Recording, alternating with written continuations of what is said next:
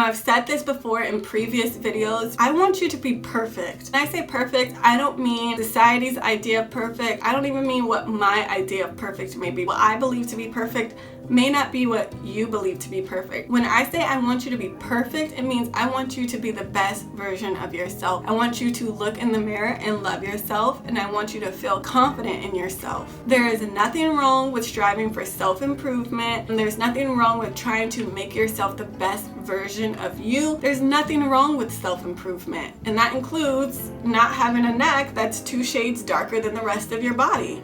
So I know you want to know my secret to, getting the perfect neck, but I also have other secrets that I want to share with you too. So make sure you're subscribed to my channel, hit that subscription button right there, turn on your notification bell so you'll always know when I upload, and then let's just get back to this video. Anything that I can do to help you be the best version of you, believe, I'm gonna try to make a video, I'm gonna put it out there, and I'm gonna do it. And if it's from something from self-experience or from something that I've learned from my family, I definitely want to share that knowledge with you. So I wholeheartedly believe in striving for self-improvement as long as it's coming from a place of self-love and not self-hate. Yes, you identify them as imperfections, but that does not diminish your value. It doesn't make you less of a person. It doesn't make you less of a woman. It may be something you want to work on as a goal. That does not mean that you are any less than. It doesn't mean that you have to come from a place of self-hate. Black women have necks, mainly the back of their necks, that are a few shades darker than the rest of their neck or their face and the rest of their body. If you've seen my previous video on how I ruined my skin through YouTube, you know that my mom was very big on skincare, emphasized the importance of having good skincare techniques, keeping my skin clean, and using the proper products on my skin. When I began cleansing myself, she was very thorough in the instructions she gave me on how to properly clean my face and my body. A lot of people either include their neck care with their face care, so whenever they cleanse their face, they cleanse their neck. And there are some people who cleanse their neck with their body care, so when they cleanse their body, they cleanse their neck. I was taught to cleanse my neck in both aspects. So when I cleanse my face, I cleanse my neck, and I also cleanse my body and cleanse my neck. I think my neck gets cleaned very thoroughly. It's the only area that gets cleansed twice. I do cleanse my face separately from my body. When my neck gets cleansed with my face, it gets cleansed once, and then when it gets cleansed with my body, it gets cleansed again. The neck was a priority to,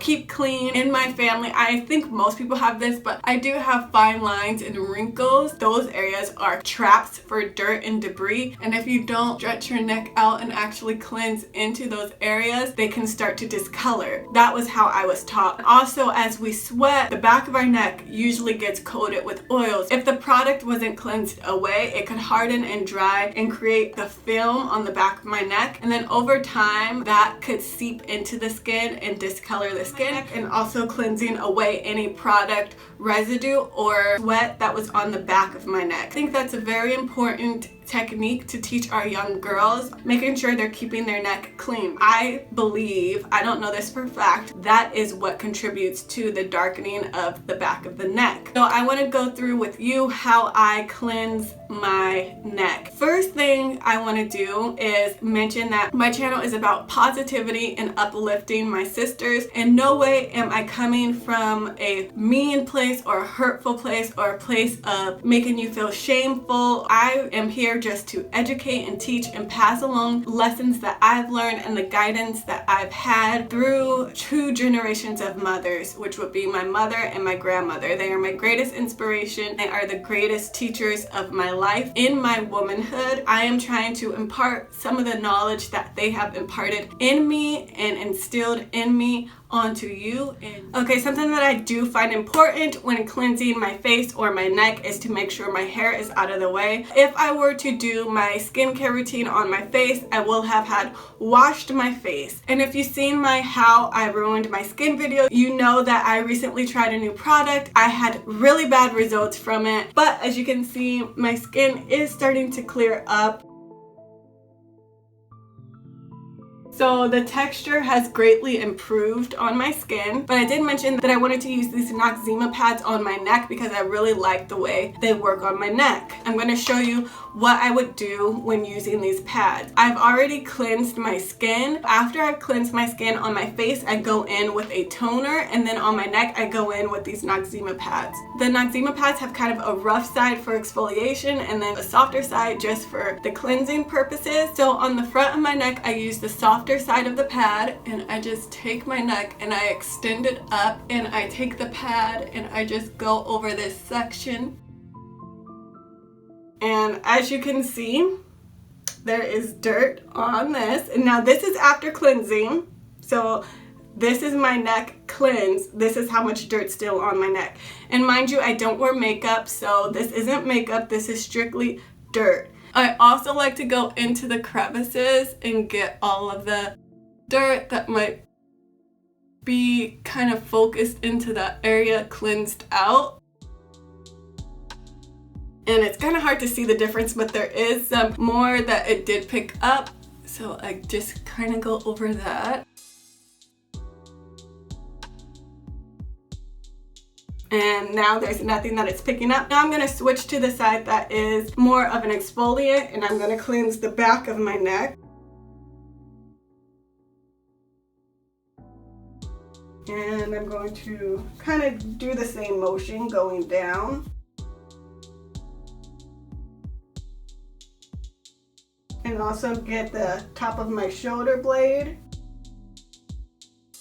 And there's not nearly as much on the back of my neck as there was on the front, but there is still some residue on this back side. The back of my neck is cleaner than the front for whatever reason, but this also shows that even after cleansing, you do want to go in with a toner of some sort. I personally am really liking these Noxzema pads. I like the way they pick up the dirt and kind of trap it in. My neck and my upper body has responded really well to them. My face is like, no, I don't know what that is, but keep that off of me. So I cannot use these pads on my face, but if you don't have sensitive skin on your face, it may be a great product for you to incorporate into your skincare. I personally can't recommend that just because I know it didn't respond well on my face. Okay, so that just goes to show that it's very important to concentrate on your neck. So you want to make sure that you're not only moisturizing your neck to prevent fine lines and wrinkles, but you're also thoroughly cleansing your neck. And sometimes that does mean going in with an astringent or something that can actually help really get into crevices of your skin. I don't really recommend using a physical exfoliant on the neck just because I do feel like the skin is pretty delicate. Like I said, the Noxzema pad does have a side that is a little bit rougher that I would put in the physical exfoliant category. It's not so harsh as like a scrub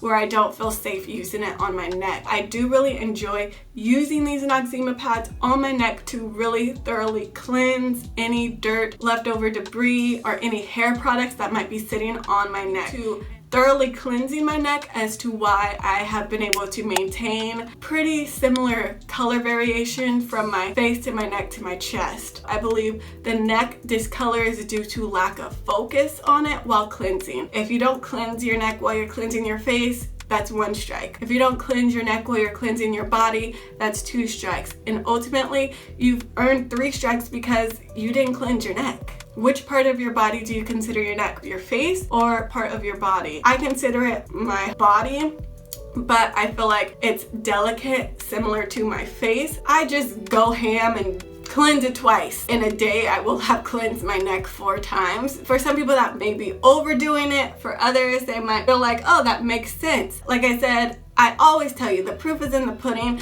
So if it looks good, if it's working for you, then keep doing it. If your skin starts to react to it in a negative way, it's not working for you, stop doing it, change it up, use different things. This is what I've been doing the majority of my life. I was using a toner to get any excess dirt or debris off my neck, but now I've switched to using the Noxzema pads, and I am really impressed and happy with the way they perform. I would highly recommend trying out these Noxzema pads or just using a really good toner after you've cleansed your face cleanse your neck, follow through with a toner, and then moisturize. So yeah, I hope this video was helpful. Like this video if you like this kind of content. Leave me a comment below. Let me know how you feel about people having two-toned skin color variations from their face to their neck or from their neck to their chest. Do you agree with my theory that it's not necessarily due to genetics, but it's more so due to lack of cleansing the neck properly? Or do you have a different theory or a different belief on that? Please keep your comments respectful though, because like I said, this video is from love. I'm not trying to make anybody feel bad. That is just my theory. And also share this video because I want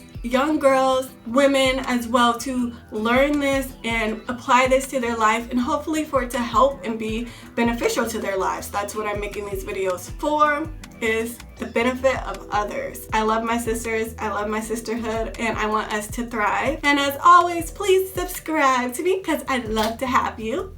But until next time, see ya.